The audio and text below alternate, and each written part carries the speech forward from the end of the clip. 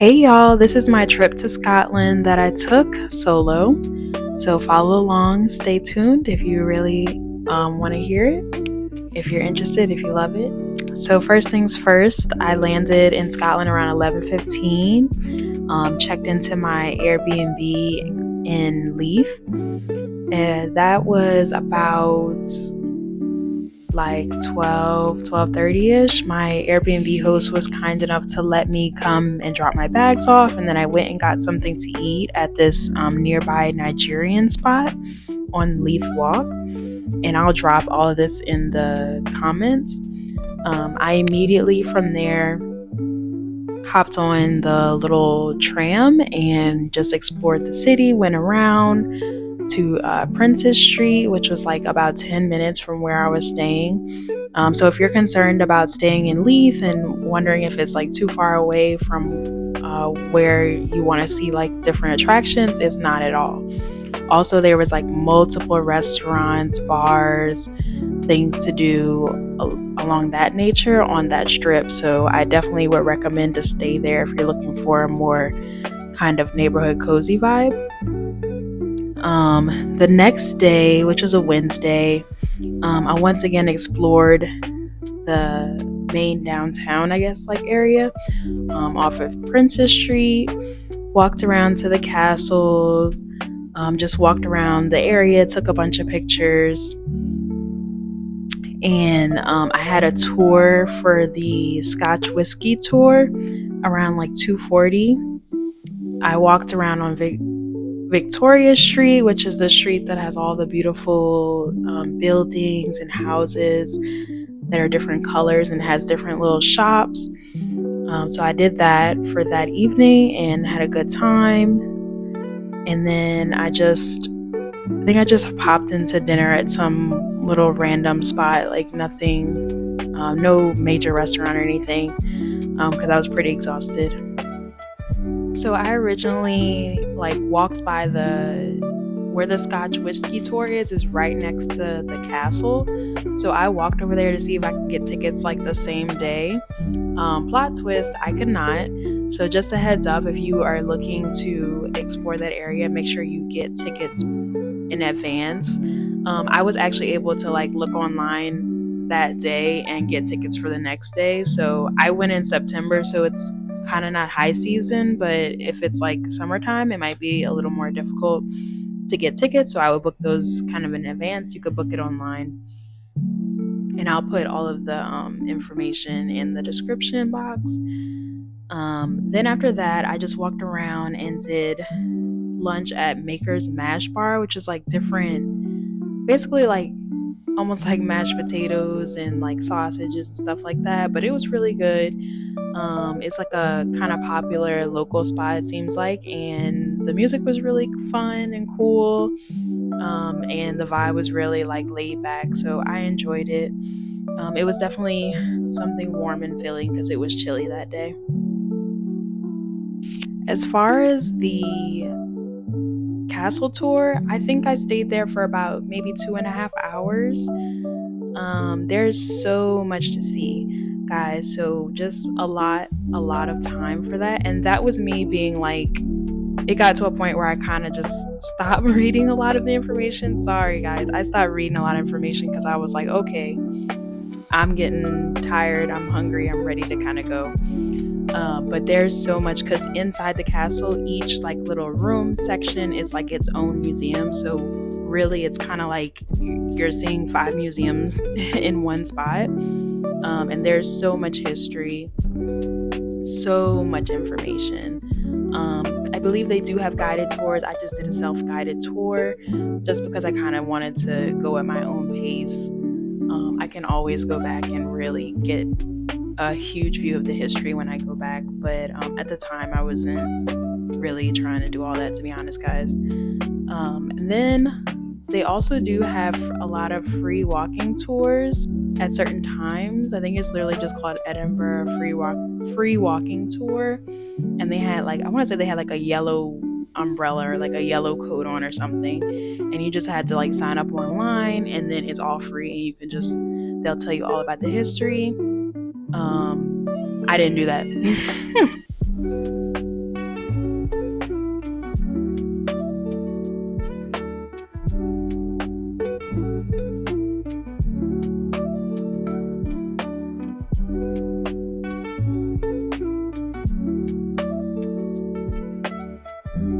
So coming down from the, like, think the castle is at the top of the hill. Coming down from the castle is like Old Town, which has a lot of the like old architecture, beautiful buildings, and there's so much to see there. There's also a lot of like souvenir shops if you want to get souvenir shops. Google Maps would probably be your best bet for walking instructions.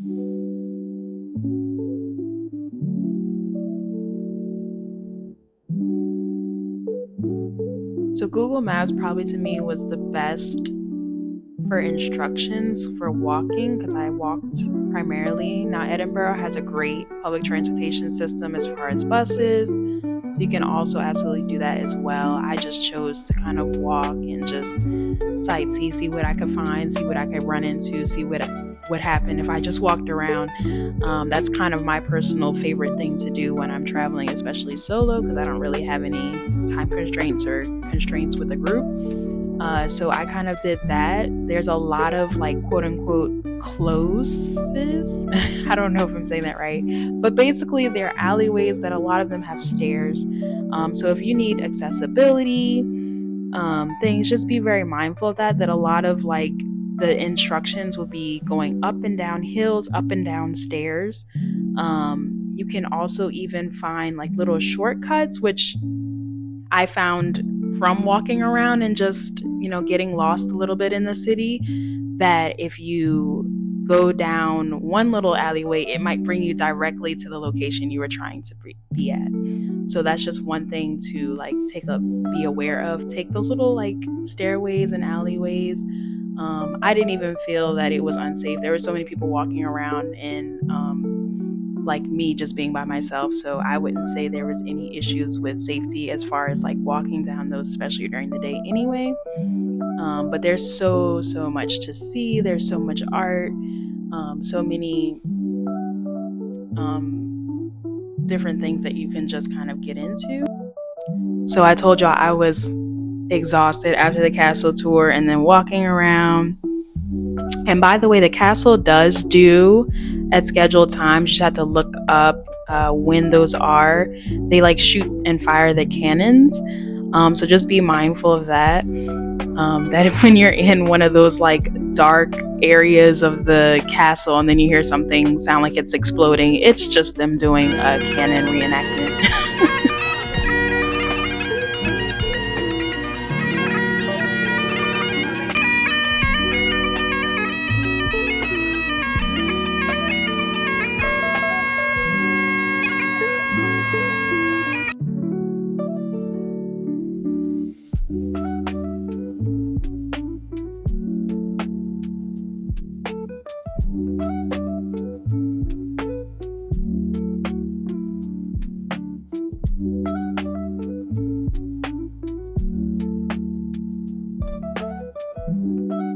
And the whiskey tour was so interesting. It talked about how whiskey was made, what it came from, how like throughout the years they collected it. They also showed us this collection of whiskey, and you got to taste the whiskey. And it was like this one guy's collection that donated this collection so it could be on display. So that was fascinating.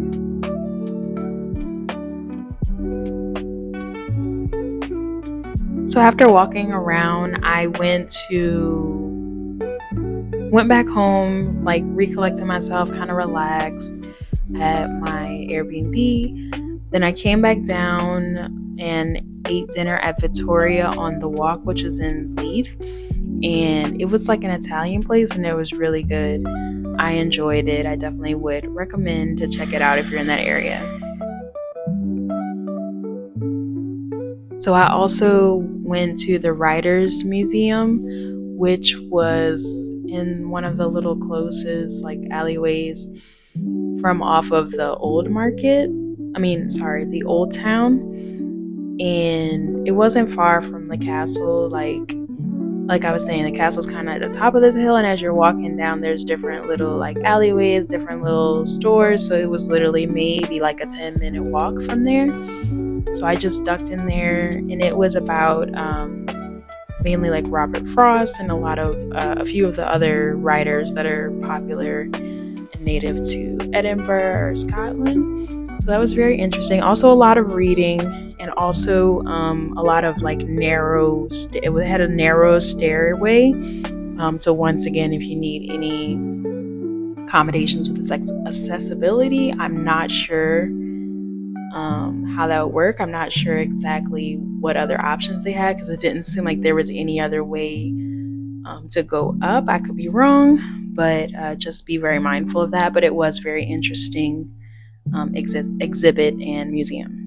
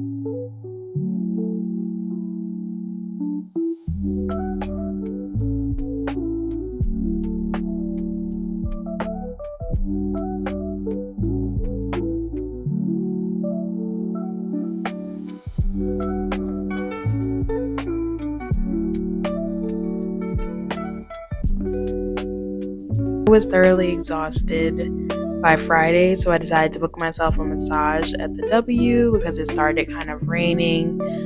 So I had a kind of slow morning and just being lazy, didn't get out the bed super early. And I just booked that massage and it was fantastic. Wasn't super long, but it was just enough to get me rejuvenated to start walking around again. It's also nearby all of the designer stores and stuff, like Gucci was over there, Burberry, all these different stores, so you can kind of hang out in there and see what else is going on. And that area is like I guess they call it the Newtown area, which is like St. James Square, Princess Street. So there's a lot of also souvenir shops. There's a Starbucks that I think is pretty popular because you can see the castle like almost perfectly from there. It's a beautiful view from Princess Street, seeing the castle when the sun is shining and it's not like super foggy. So there's also a lot of designer stores that if you want to check those out and just hang out there for a couple hours, you could definitely do that. Then after I felt much better after my massage, I went and walked to Dean's Village. Once again, I believe there is like a bus that goes there, but I just decided to walk because that's what I felt like doing. It was like a good maybe like 20-minute walk, but it wasn't too bad. So I went out there and looked at Dean's Village, which is this beautiful small town with beautiful architecture. And just be mindful because this is an actual neighborhood with, people's homes and they live there. But you can walk through there's like a long walkway, which I believe has a museum at the end. But I got there kind of later in the afternoon, so it was closed. But it is very long, and I was by myself, so it's kind of like in an area that it's like kind of almost, I wouldn't say in the woods, but it's definitely like covered in trees and stuff like that. So just be mindful that for whatever reason my service started cutting out at one point, so just be mindful if you're going to be doing that by yourself. So I didn't walk the whole walkway because it was starting to get dark, but there is a museum in that vicinity somewhere, I believe an art museum. So just be aware if you want to take advantage of that to look up the times that everything closes, because I did miss some museums because they were already like closed and I kind of got a late start to the day. So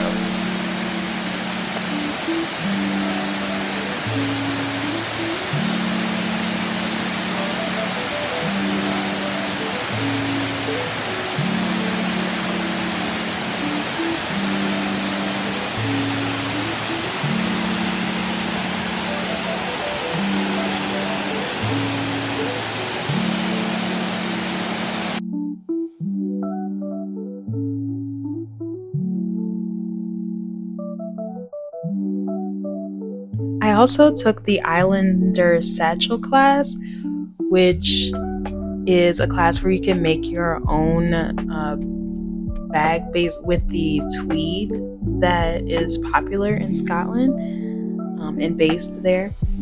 So it was fun. I had a good time. I think it was about an hour and a half. It was a smaller class of maybe like 10 or 15 of us. But you have time to pick. You can pick either a backpack to make, a larger bag, a small bag, and I want to say like a computer bag or something like that. But you just, based off of the size of the bag, you pay a certain price. And I enjoyed it. I had a great time. It was something for me to do indoors because it was, like I said, the whole time I was there, it was kind of chilly and like a little foggy at times. So that was the perfect time to do that class. But even if it's not, I think it's a great class to do. I thought it was very fun, something that you could bring home that you made. So then it was time for me to head on over to Glasgow. So I took a train. It was about maybe like an hour and a half from Edinburgh to Glasgow, and I took it from the Edinburgh Waverley station, which is right off of Princess Street. Like, I believe it was right in front of the Scott Monument. Like, it was not far at all if you're staying in that area. But since I was in Leith, I just took an Airbnb. I could have gotten on the tram and then got off the tram and then walked over there, but your girl didn't feel like doing that because she was on vacation and I had a little roller bag, so I didn't feel like doing all that walking. So I got an Uber, which kind of the same deal as if you watch my last video in Ireland, they also have Uber. It basically calls a taxi for you and it's a set price and you just pay it just like you pay your Uber. I found that to be very easy when I wanted to not use public transportation. But once again, Edinburgh has great public transportation if that's your preference. When I arrived at Glasgow, I arrived at the Queen Street station, I believe, and I stayed at the address in Glasgow, and I just ended up actually walking from the train station to the hotel because it was literally like a 3-minute walk, so that made it very easy. I wish nothing but the best for.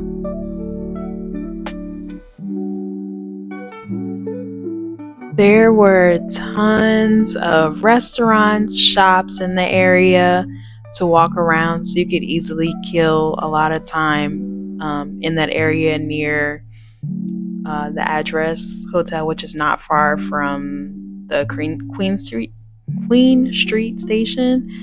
I guess it's like basically the downtown area of Glasgow. There's like all kinds of stores like H&M, Primark, all that good stuff. So you could just kind of hang out there for a while. On the recommendation of the hotel staff there, they were so nice and friendly and they gave me so many recommendations. I'll have to go back and really try them all. I ended up eating dinner at Sugo, which is a pretty popular Italian place nearby.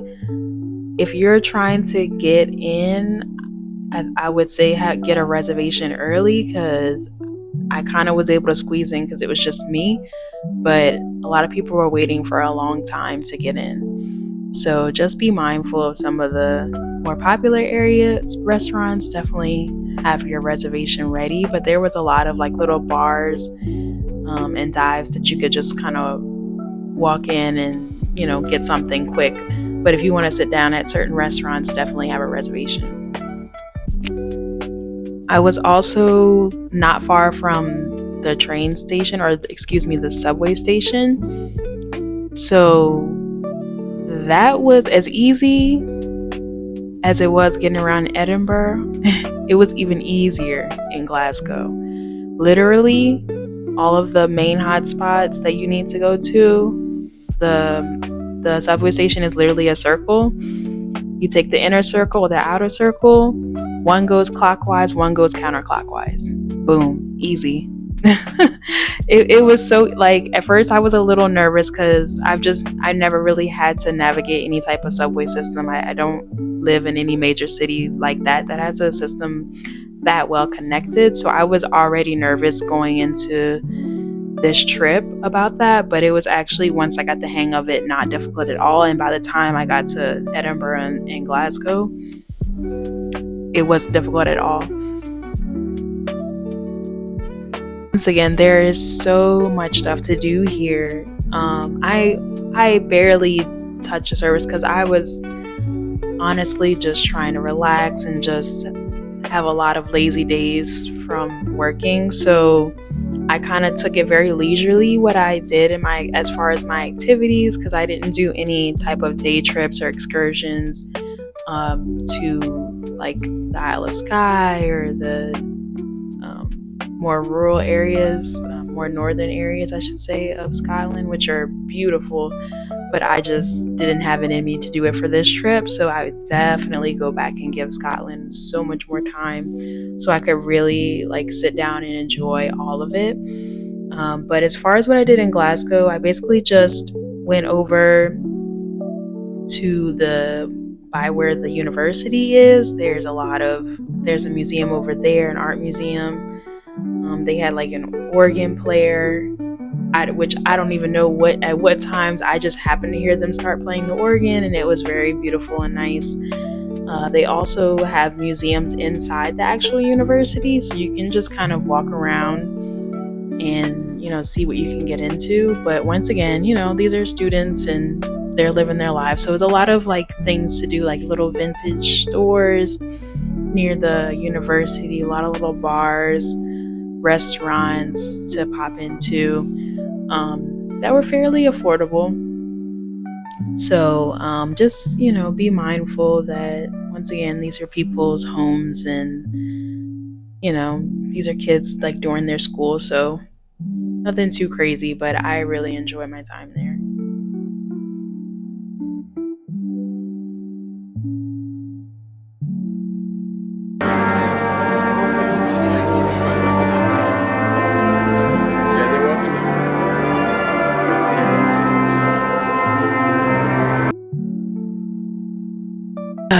And then for the bittersweet moment, my very last day, I took the train back to Edinburgh from Glasgow because my flight was in Edinburgh at 8 a.m. on a Tuesday.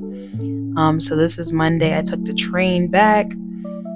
Once again, it didn't take long at all. And then I stayed at the DoubleTree in Edinburgh City Centre. And since I kind of had already seen a lot of the city center area of Edinburgh, I didn't really do much. I just went to this little bar that was like 10 minutes from there and got like a drink, got some food, kind of just, reminisce on everything that I've, learned so far and just how I felt about the trip. Personally, I loved both Ireland and Scotland.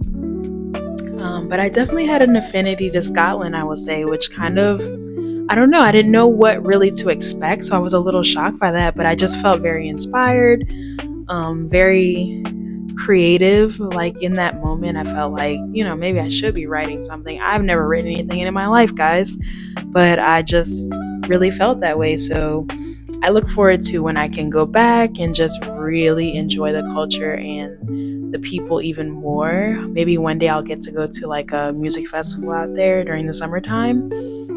But definitely recommend anyone to go there.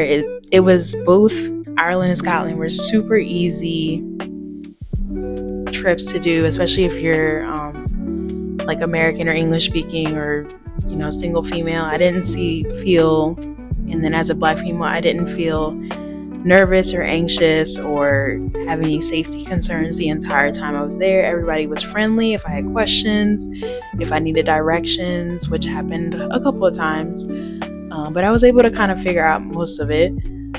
Everyone was very happy. Very friendly, very happy, and I definitely would recommend anyone to do that as a solo trip. But I hope you guys enjoyed it. Let me know if you have any or comments down below. Please like and subscribe, and look forward to sharing some more of my travel experiences with you guys. Bye.